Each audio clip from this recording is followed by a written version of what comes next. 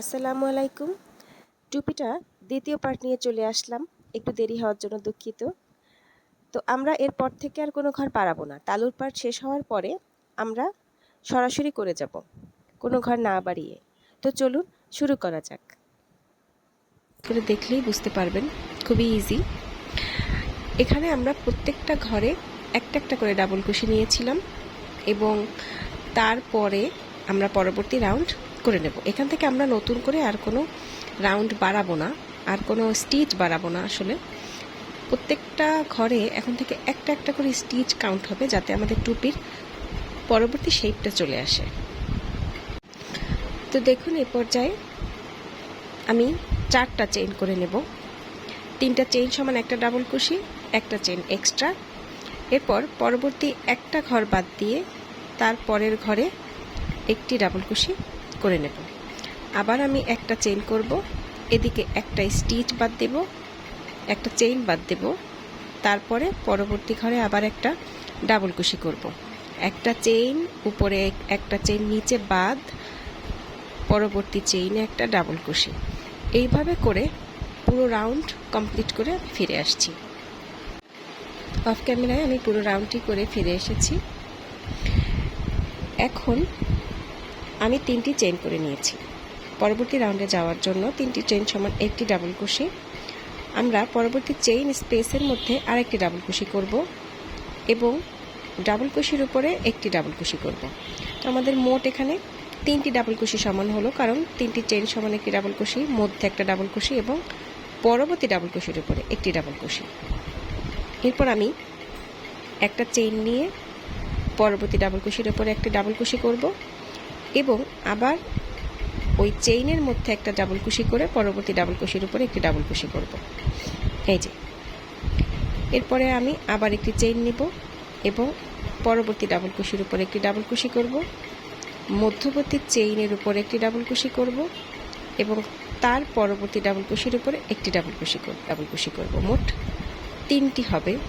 দেখুন, আশা করি বুঝতে পারছেন। আমরা একটা ঘরে ডাবল কুশি করছি, পরবর্তী ঘরটা ফাঁকা দিচ্ছি, আবার একটা ঘরে করছি, পরবর্তী ঘরটা ফাঁকা দিচ্ছি, কিন্তু প্রত্যেকটি ডাবল কুশির উপরে কিন্তু একটি করে ডাবল কুশি আমাদের রয়েছে।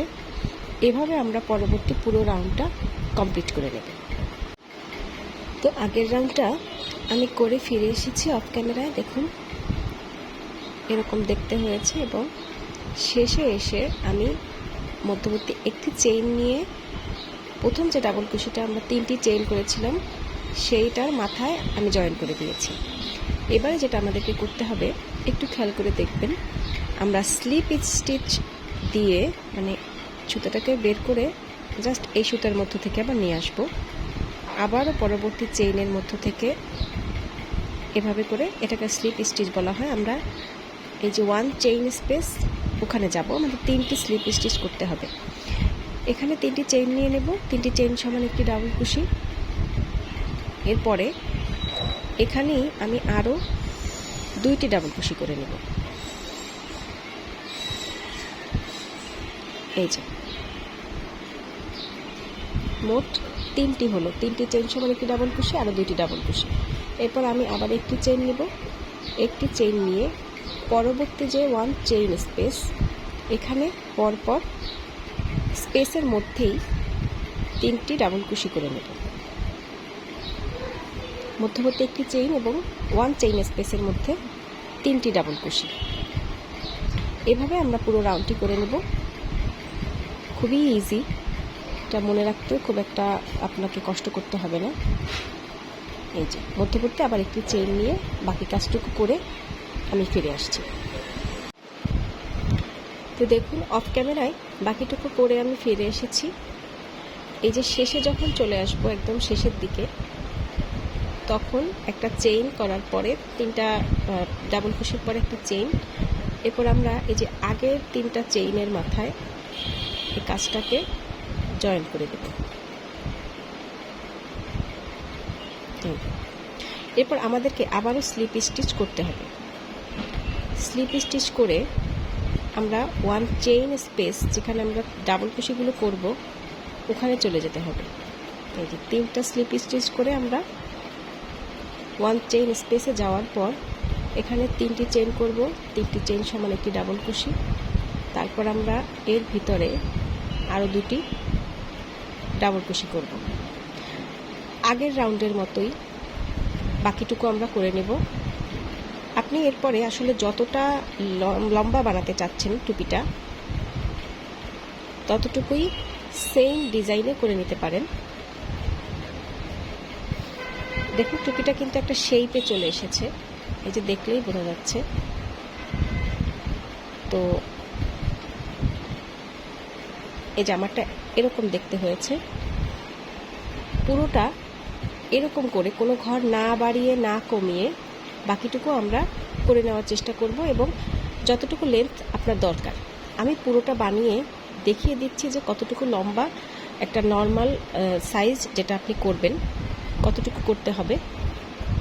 তো আমি বাকিটুকু করে একদম লাস্টে তারপর আবার আপনাদেরকে দেখাচ্ছি। সেই পর্যন্ত একইভাবে আপনারা করতে থাকবেন, এখানে যতটুকু চওড়া আপনি নিতে চাচ্ছেন। তো আমি মোটামুটি বেশ কিছু লাইন করে ফিরে এসেছি।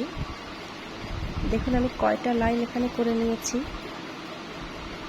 1 2 3 4 5 6 7 8 9টা সমানভাবে, যেভাবে আমি আগে দেখিয়েছিলাম সেরকম সমানভাবে আমি 9টা লাইন করে নেওয়ার পর আমার কাছে মনে হয়েছে যে আমার ডিজায়ার্ড যে লেন্থ, আমি যতটুকু লম্বা করতে চাই টুপিটা ততটুকু হয়েছে। আপনি যার জন্য বানাচ্ছেন, যদি মাথা ছোট বা বড় হয় সেক্ষেত্রে আপনি আরেকটু বাড়িয়ে বা কমিয়ে, আসলে কমানোর সম্ভাবনা খুব কম, এর থেকে ছোট বানালে টুপি ছোট হবে। আমাদের আরও একটু কাজ এখানে বাকি রয়ে গেছে, সেটা আমি দেখিয়ে দিচ্ছি। এরকম করার পরে আসলে আপনার একদম লাস্টে একটা বর্ডার দিতে হবে। বর্ডারটা না দিলে এই জায়গাটা মাথায় দেওয়ার পরে এভাবে একটু ফুটে আসবে। তো বর্ডারটা আমরা খুবই ইজিলি দিব। দেখুন প্রথমে আমরা একটা চেইন নিব।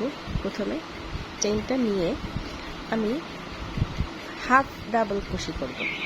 সেম চেইনের মধ্য থেকে একবার ইয়ার্ন ওভার করে যে সুতাটা উঠালাম, 3টা সুতা উঠেছে, একবারই 3টা সুতাকে আমি লক করে দেব।